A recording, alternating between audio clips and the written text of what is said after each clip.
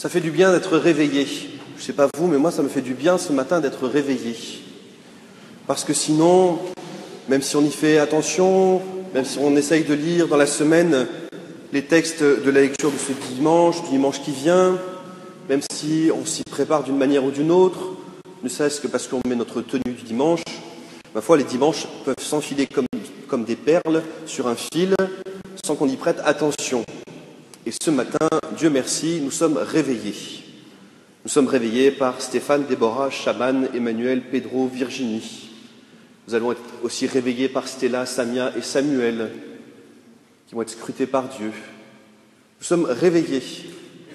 Et nous sommes invités à redécouvrir ce qu'eux-mêmes découvrent en venant frapper à la porte de l'Église, en venant demander à Dieu le baptême, en venant demander à Dieu de recevoir cette vie éternelle qui nous donne la foi, l'espérance et la charité. Nous sommes réveillés, nous chrétiens, par des personnes qui ne sont pas encore chrétiens, mais qui vont le devenir, qui veulent s'attacher au Christ d'une manière intime, qui veulent que le Christ vienne remplir leur vie, comme nous-mêmes nous avons été remplis de la vie du Christ le jour de notre baptême. Et nous sommes réveillés. Et je vous invite à être réveillés véritablement, vous tous. Une assemblée réveillée, c'est-à-dire une assemblée de dimanche. Être réveillé, c'est être ressuscité. C'est vraiment avoir, passez-moi l'expression, une gueule de dimanche.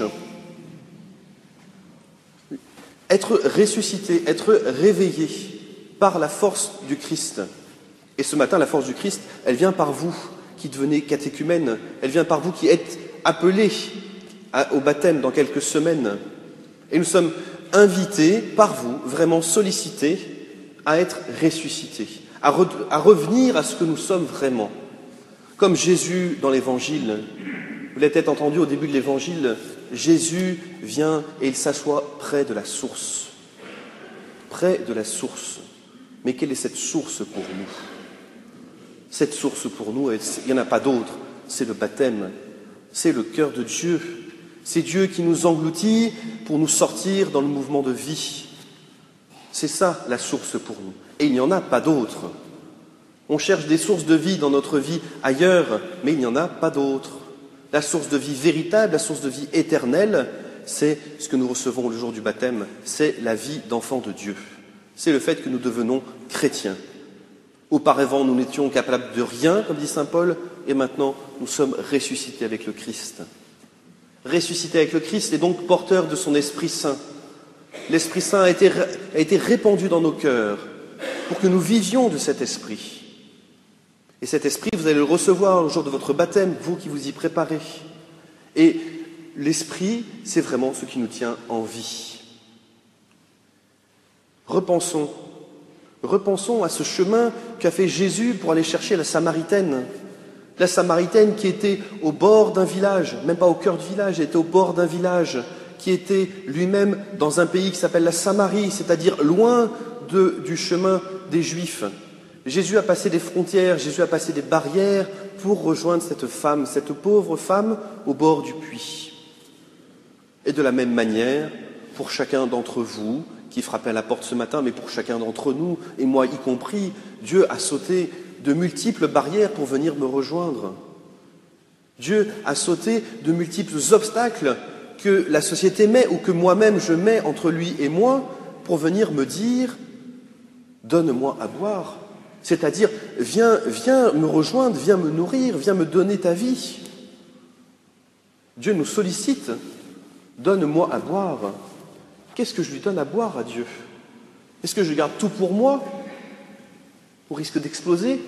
Ou est-ce qu'au contraire, j'accepte d'ouvrir mon cœur et à ce moment-là, de vivre en relation avec lui, de vivre dans l'amour avec lui? Parce que lui, c'est lui qui va après ouvrir son cœur sur la croix. Donne-moi à boire, me dit le Christ. Et tous nous avons, et ça c'est la bonne nouvelle, c'est vraiment la bonne nouvelle du Christ, tous nous avons quelque chose à donner.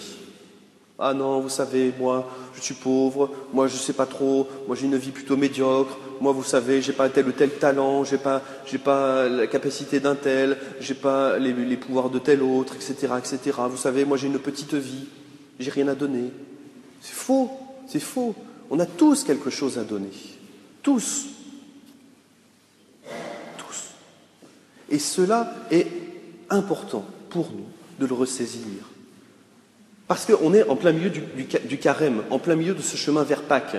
Et ce chemin vers Pâques, il va où? Il va vers notre baptême, vers la mort et la résurrection du Christ. Alors c'est sûr que Stella, Samia et Samuel, ils vont être plongés dans la vie du Christ. Ils vont mourir avec le Christ, ils vont ressusciter avec le Christ. Mais si nous, de notre côté, nous restons étrangers, nous ne nous plongeons pas avec eux, si on ne se mouille pas, c'est sûr qu'on ne va pas recevoir la grâce de Dieu. On ne peut pas rester en dehors de l'eau et dire « c'est sec ». Vous savez, moi, prière, c'est sec. Vous savez, moi, ma vie, je ne sens pas trop Dieu, c'est pas quoi. Mais est-ce que tu as plongé? Est-ce que tu as accepté de mourir avec lui, de servir avec lui, de t'abaisser avec lui?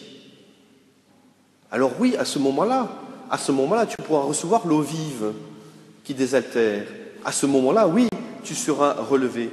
À ce moment-là, oui, avec lui, tu seras exalté.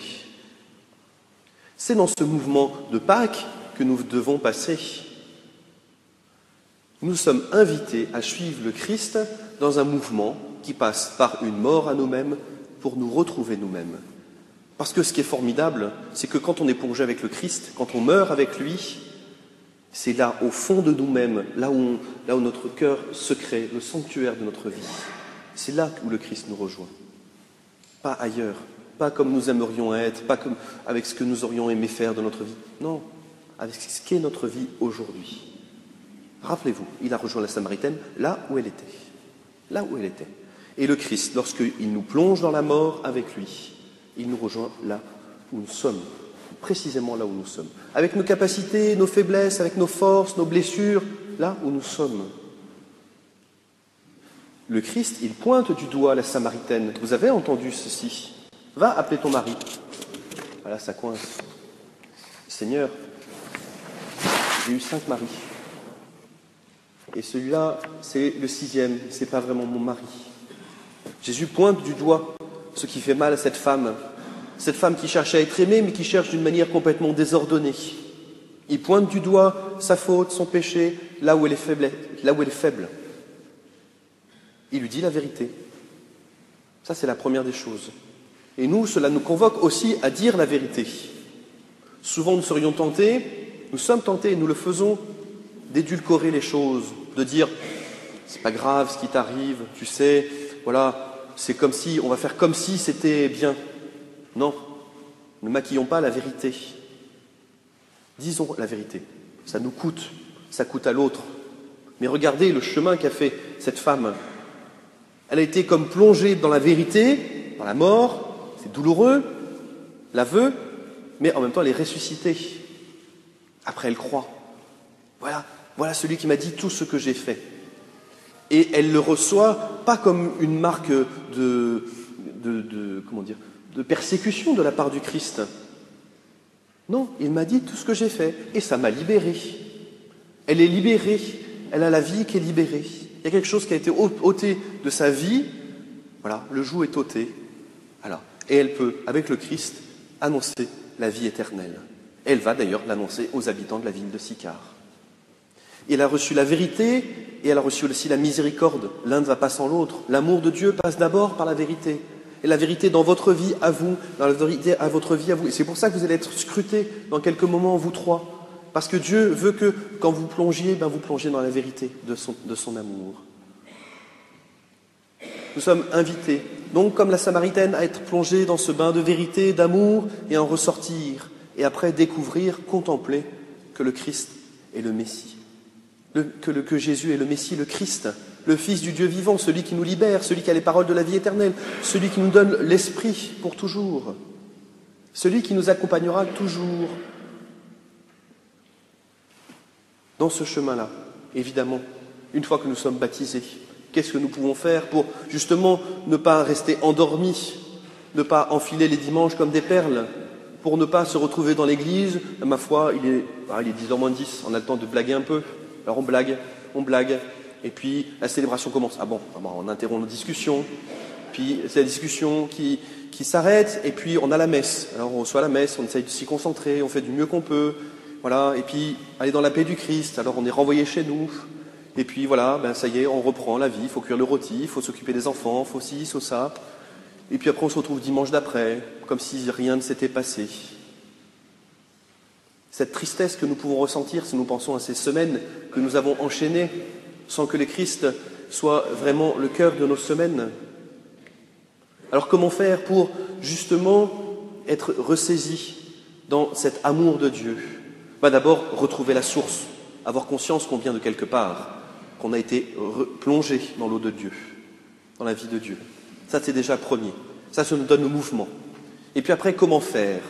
Comment faire pour avoir la vie éternelle? Eh bien, suivre les commandements de Dieu. On n'aurait pas dû avoir cette lecture-là ce matin, mais j'y vois un signe de Dieu.